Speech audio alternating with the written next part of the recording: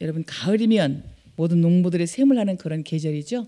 이제 씨를 뿌렸든 뿌리지 않았든 우리는 그 기쁨과 즐거움을 거두는 것에 따라서 농부에게는 굉장한 성취감과 기쁨이 따르는 것을 알게 됩니다. 그리고 자녀를 양육함에 있어서 우리가 양육하고 기르고 계획하면서 가르친 대로 인도한 대로 잘 성장했다면 참으로 기쁜 일이겠지요. 이는 무엇과도 바꿀 수 없는 가장 큰 기쁨이 될 것입니다. 근데 밥을 먹으면서도 짜다 그러고 투덜거리고 또 맵다고 투덜거리고 가장 좋은 것을 자녀에게 양보하지만 어떨 때는 화를 내기도 하고 거절을 당할 때는 우리가 가끔씩 좌절할 때가 있습니다. 내가 뭘 잘못했지? 이렇게 돌아보는 것을 우리가 보게 되는데요. 우리도 믿음 생활을 하지만 주님과 함께 예배를 드리고 주님 앞에 최선을 다한다고 하지만 내 안에는 기쁨과 소망이 솟지 않을 때가 가끔 있습니다. 날마다 성령 충만한 것은 아니기 때문인 것을 우리는 알게 되는 거죠. 그러나 하나님 우리를 인정하시고 받아주실 때는 수확하는 농부의 기쁨보다 자녀로 인해서 얻는 그런 기쁨보다 성취의 기쁨이 훨씬 다른 사람에게 인정받는 것보다 훨씬 큰 것을 우리는 부인할 수가 없습니다. 하나님부터 받아들이는 그런 기쁨과 인정하시는 기쁨. 하나님은 나를 보셨다. 하나님 나를 인정하셨다. 내게 기쁨을 주셨다. 어느 것과도 비교할 수가 없는 거죠. 여러분은 어떻습니까? 이스라엘 백성들은 430년 동안 노예였을 때 그 누구의 능력도 아닌 하나님의 계획과 방법대로 10가지 재앙으로 인해서 그 강대국이었던 애굽에서 벗어났죠. 그들을 초토화시키고 물에 수장시키기까지 출애굽했던 것을 우리는 성경의 기록을 통해서 보게 됩니다. 그리고 하나님이 아브라함에게 약속하셨던 나라를 이제 세우기 시작하십니다. 이제 막 노예 생활에서 벗어난 그 백성들을 데리고 이제 광야에서 나라를 시작하는 거죠. 먼저 하나님의 법을 세우고 율법을 받고 이제 성막을 짓습니다. 그리고 제사에 대한 규례를 받고 한 국가로서의 같이 될 것으로 우리 언급되는 것이 바로 레위기 마지막에 선포하신 오늘 서원 제사입니다. 하나님은 원래 우리가 하나님 앞에서 소원을 가지고 자원하는 심령으로 나오는 것을 굉장히 기뻐하십니다. 억지로 시켜서 등 떠밀듯 나오는 것이 아니라 자원하는 마음을 가지고 하나님 앞에서 예배를 드리고 하나님 앞에 정말 충성히 일하는 것을 굉장히 기뻐하시는 거죠. 그래서 하나님은 우리를 향한 하나님의 뜻을 선포하시고 우리도 하나님 앞에서 세워지는 것을 소원하는 것을 하게 하시는 하나님의 방법이 있는데요. 이런 것은 오늘 본문에 서원 제사를 통해서 분명하게 나타나 있습니다. 서원 제사를 통해서 나타난 하나님의 이루심은 과연 무엇인지, 남자 여자는 왜 이렇게 각각 다른지, 하나님은 어떻게 이런 가격을 매겼는지 세계를 따라서 우리는 살펴보지 않을 수가 없는 거죠. 요즘 말하면 펄쩍 뛰겠죠. 뭐 MZ세대라 그래서 여자들이 특별히 펄쩍 뛸 것이 왜 같지 않냐, 왜 다르냐 하고 말할 수 있겠죠. 그러나 하나님이 태초에 천지를 창조하실 때에 하나님이 보시면서 좋았더라, 좋았더라, 심히 좋았더라, 보시기에 좋다 하신 것은 인정하신 것입니다. 그 존재를 인정하셨고 또 받아드신 거죠. 그때 오는 것이 인정하심과 기쁨이었는데요. 아담이 동물들의 이름을 짓고 그대로 되니라 한 것은 하나님 인정하심이었습니다. 내가 한 거 내가 인정할게. 그때 그 기쁨과 감격들은 굉장히 컸을 것입니다. 그리고 하나님이 하와를 지었을 때에 마음의 통함과 가치의 아름다움과 살 중에 살이요 뼈 중에 뼈라고 말하는 그런 인생의 사랑의 고백처럼 아담과 하와의 서로 받아들임과 인정함이 있었고 소원의 일치도 있었지만 거기에는 하나님과 소통하는 기쁨이 있었습니다. 그런데 하나님이 금하신 선악과를 먹었을 때에 그렇게 일치되었던 기쁨이었던 소통했던 하나님과의 아담 사이는 다 끊어지고 말았죠. 자연도 엉겅퀴와 가시덤불을 내므로써 피조물 사이도 갈라지게 되었고 인간과 생명에서 갈라져서 이제 영원히 사망에 빠지게 된 그런 존재가 되고 말았습니다. 타락한 인간은 하나님 앞에 나아갈 수가 없습니다. 그래서 하나님을 보면 죽어요. 태양이 얼음에 노출되면 녹아버릴 수밖에 없고 나무가 불을 가까이 하면 타버릴 수밖에 없는 것처럼 인간은 죄로 인해서 하나님의 거룩함과 의 때문에 곁에 가기만 해도 존재할 수가 없는 것이고 타버릴 수밖에 없고 죽을 수밖에 없는 존재가 되고 말았습니다. 그럼 하나님이 인정을 할 수 없는 자요, 하나님 앞에 설 수도 없는 자요, 나아갈 수도 없는 자가 어떻게 서원할 수 있는가? 여러분은 하나님께 어떤 소원하셨습니까? 창세기 3장 24절에 보면 인간의 타락 후에는 에덴 동산에 두루도는 화영검을 두시고 불로 막았기 때문에 우리는 하나님 앞에 나아갈 수가 없습니다. 볼 수도 없는 것이고 찾을 수도 없는 거죠. 그래서 하나님이 인간들 앞에 나타날 때에는 빽빽한 구름 가운데, 어둠 가운데, 연기 가운데 임하시는 것을 우리는 보게 됩니다. 그런 인간들이 하나님께 나아갈 수 없어서 하신 일이 하나님의 하늘의 그림자인 장막을 짓고 드렸던 제사가 바로 구약의 제사였고 그 제사를 완성하신 분이 바로 예수님인 것을 우리는 성경을 통해서 알고 있습니다. 휘장이 찢어서 하늘로 나아가는 은혜의 보좌에 담대히 나아가는 길을 여신 분이 바로 예수님인데요.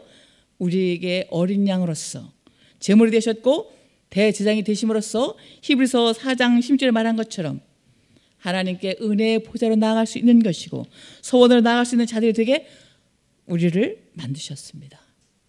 예수님이 자기 몸을 찢으셔서 우리의 모든 죄값 지불하셨기 때문에 십자가의 보혈을 우리 입히셨기 때문에 우리가 허물을 가져도 하나님 앞에 나아갈 수 있도록 그 모든 것들을 제하시는 거죠.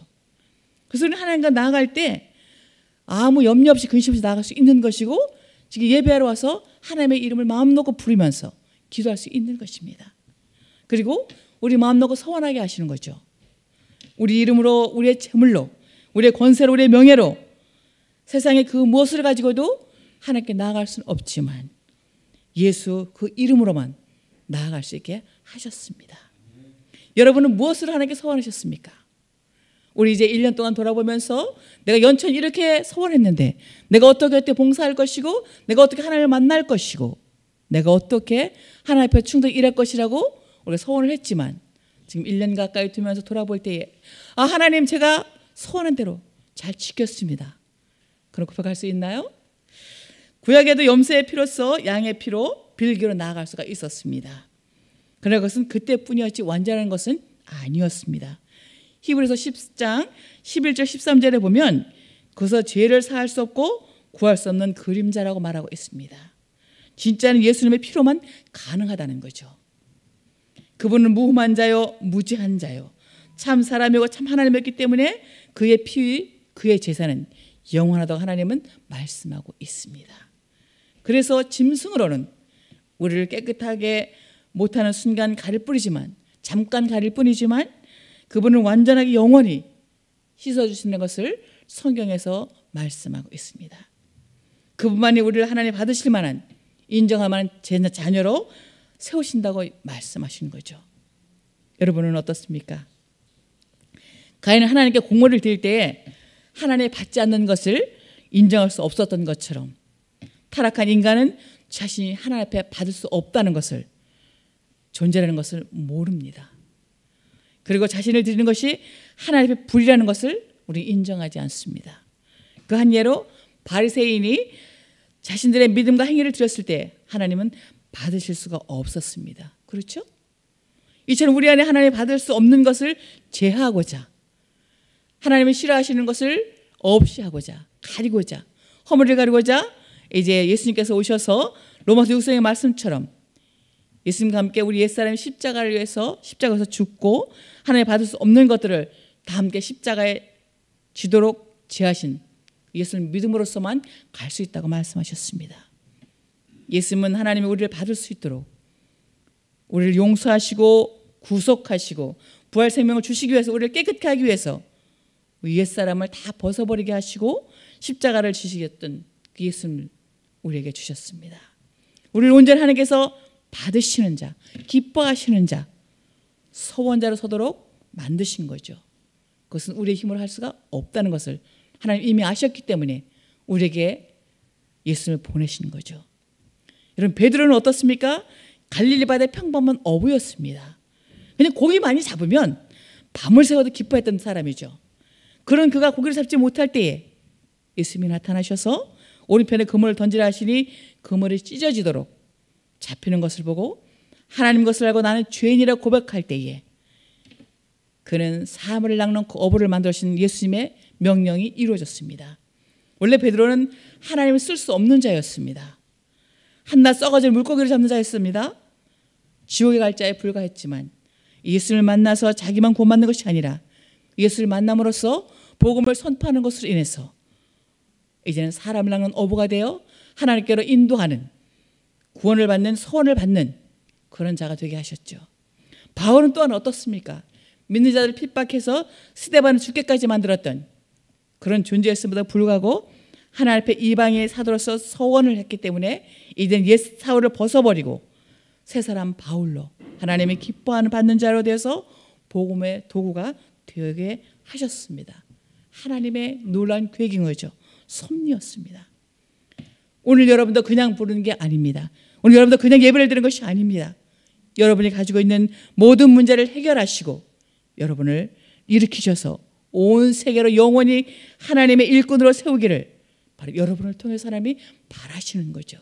여러분의 이웃에 죽어있는 자들, 생명을 알지 못하는 자들, 여러분의 가족들 하나님을 알지 못하는 자들이 있음을 하나님은 아시기 때문에 여러분들을 바로 그렇게 세우셨고 여러분들 세원자로 세우셔서 오늘 하나님 앞에 내가 무엇을 하겠다는 고백할 수 있도록 길을 열어주신 거죠.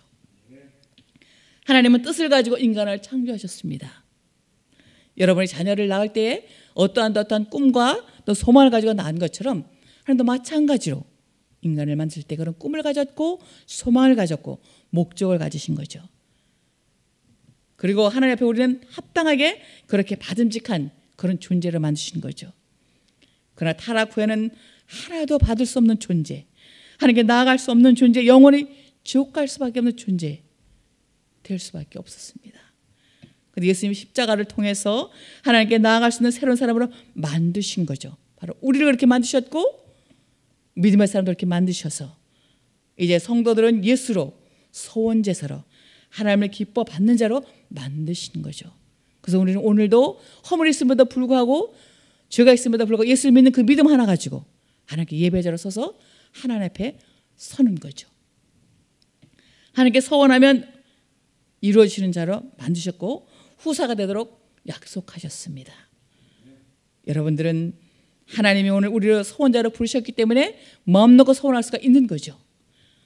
여러분의 문제로 구원할 뿐만 아니라 여러분 주 앞에서 영적으로 도전하는 것은 하나님이 기필코 이루신다고 우리에게 말씀하셨죠. 모든 믿는 자는 하나님이 받으시는 소원자입니다.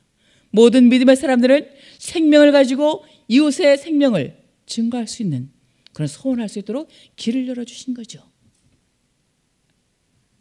주 앞에서 영적으로 도전하는 것은 하나님께서 기뻐하시고 즐거워하시고 받으시고 인도하시고 이루신다고 우리에게 약속하셨습니다. 그리고 소원으로 예배에 나오기를 원하며 소원과 하나님 앞에 상 주시는 자임을 바라고 나오는 것을 기다리고 계십니다. 날마다 문을 두드리신 것처럼 오늘 우리 마음을 여시고 우리를 향해서 끊임없이 말씀하시면서 내게로 나오라고 말씀하고 계시는 거죠. 소원을 갖고 주께 나오는 자는 결코 헛되지 않고 다 이루신다고 약속하셨습니다. 여러분 배가 고프면 먹을 게 생각납니다. 그죠? 옷이 남나면 좋은 옷이 눈에 보입니다. 머리를 하고 싶으면 미용실이 눈에 보이는 것처럼 가난할수록 하고 싶은 게 너무나 많습니다. 타락한 후에 인간의 마음에서 일어나는 소원들은 너무나 많습니다. 무언가를 하고 싶고 무언가를 놓고 싶고 또 무언가를 나누고 싶은데 가진 게 없는 거죠. 나눌 게 없는 거죠. 아무도 해결할 수가 없습니다. 그 소원 이루지 않는 것은 그러다 치더라도 거꾸로 가는 거죠. 또 반대로 이루어지기도 합니다. 하나님은 그런 사람들을 사랑해서 하나님이 가장 기뻐하는 소원을 이루기 위해서 꿈을 이루기 위해서 가장 존귀한 독생자 예수를 우리에게 주셨습니다. 그 독생자가 우리에게 소원을 가지고 또 하나님 앞에 소원을 가지고 이 땅에 오셔서 우리를 위해서 하나님을 위해서 소원 예물이 되신 바로 예수 그리스도 그분이십니다. 그 십자가를 주시고 다 이루심으로 우리 예수의 이름으로 구하거나 나올 때 다 주시도록 예수님이 제물이 되셨습니다.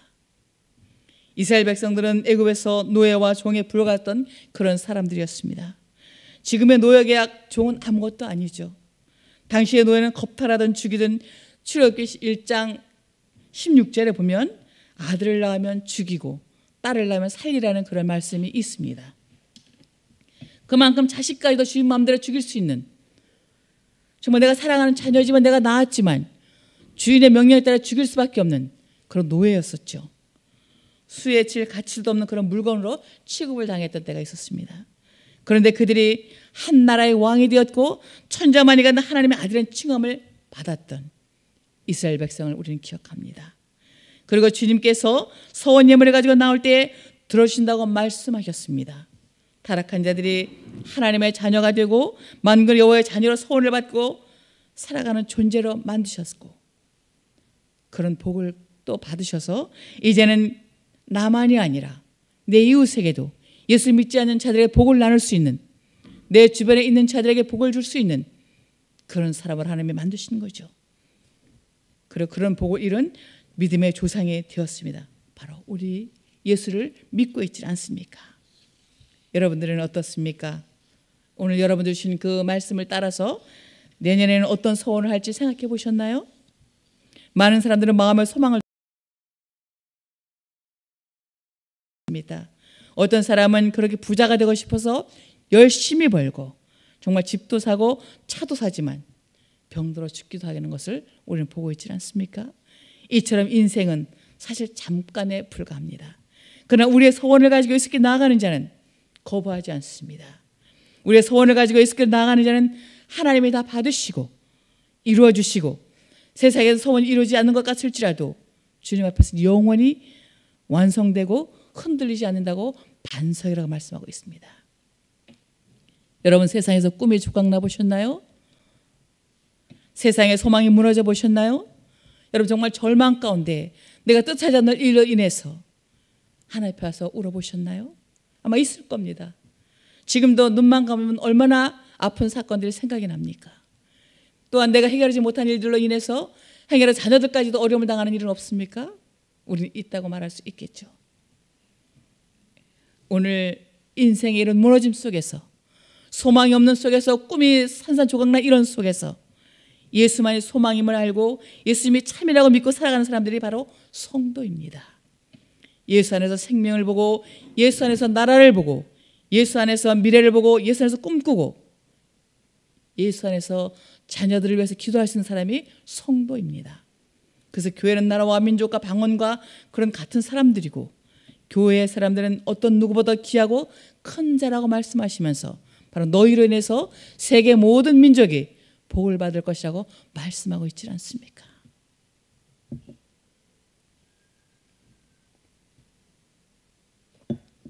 하나님이 그렇게 만들어 가시고 오늘 여러분들을 그렇게 계획하셔서 우리를 끊임없이 말씀하시지만 행여로 나의 소원이 실패했을지라도 하나님이 다시 예수를 보내주셔서 소원한 자녀를 삼으시고 그 뜻을 두고 이루시는 분임을 우리는 믿어야 할 것입니다.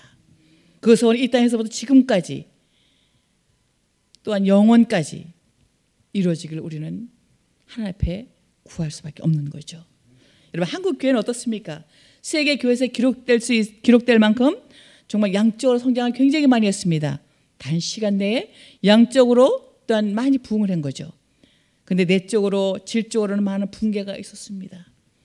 그 예를 들어보면 성도들이 청교도 신앙을 가지고 하나님을 찾으며 정말 새벽에도 종소리 한마디에 가슴을 떨었던 그런 시대에는 환난이나 핍박을 받았어도 세상의 영화를 부러워하지 않았습니다.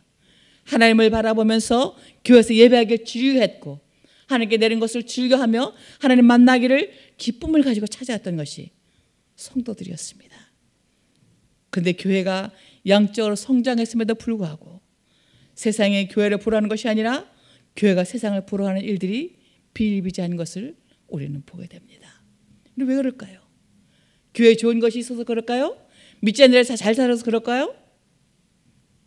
아담이 타락했을 때 하나님이 주시는 수많은 생명을 보지 못하고 선악과 하나 먹지 못하게 한 거, 그거에 꽂혀서 보암직도 하고 먹음직도 하고 탐스럽게 해서 범죄한 것처럼 우리는 하나님께 참된 소원을 두지 못하고 세상에 소망을 품는 자들이 있습니다. 세상을 그렇게 여기는 거죠. 그런데 우리가 깨달으면 진짜 먹음직도 하고 보암직도 하고 지혜롭게 할 만한 탐스러운 것은 선악과가 아니라 바로 생명가인 예수, 그분이라는 것을 우리는 알아야 하는 것입니다. 하나님이신 거죠. 우리 그것을 하나님의 말씀 속에 찾기 위해서 어떻게 살아야 할까? 우리 첫 번째 그것을 깨달아야 하는 것입니다. 알아야 하는 것입니다. 그래야 카타콤의 사람들이 하루에 한 끼를 먹으면서도 어둠에 있었을지라도 로마 박스에서 밀라노 칙령이 발표되어서 기독교를 공인했을지라도 그들은 그 안에 있는 참된 서원, 기쁨을 알았고 서원을 알았기 때문에 그들은 나오지 않았습니다. 우리는 그걸 알아야 하는 거죠. 또한 둘째로 그것을 맛보아야 하는 것입니다. 사람들은 TV를 통해서 일상을 통해서 사회를 통해서 세상의 좋은 먹거리들을 좋은 옷을 보면서 가끔씩 군침을 냅니다.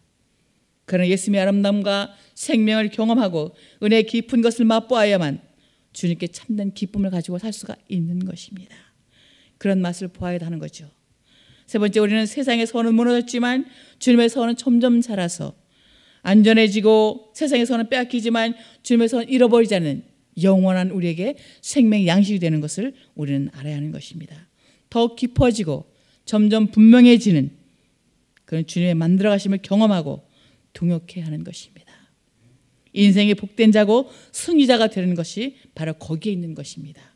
여러분은 다 예수께서 이루신 서원으로 부른 자들이었고 예수님의 마음의 서원을, 여러분의 마음의 서원을 예수님께서 이루신다고 지금 기다리고 계십니다.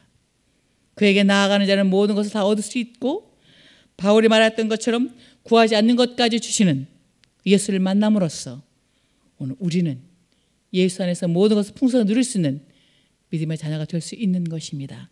이러한 복을 누리기를 예수님의 이름으로 축원합니다. 기도하겠습니다.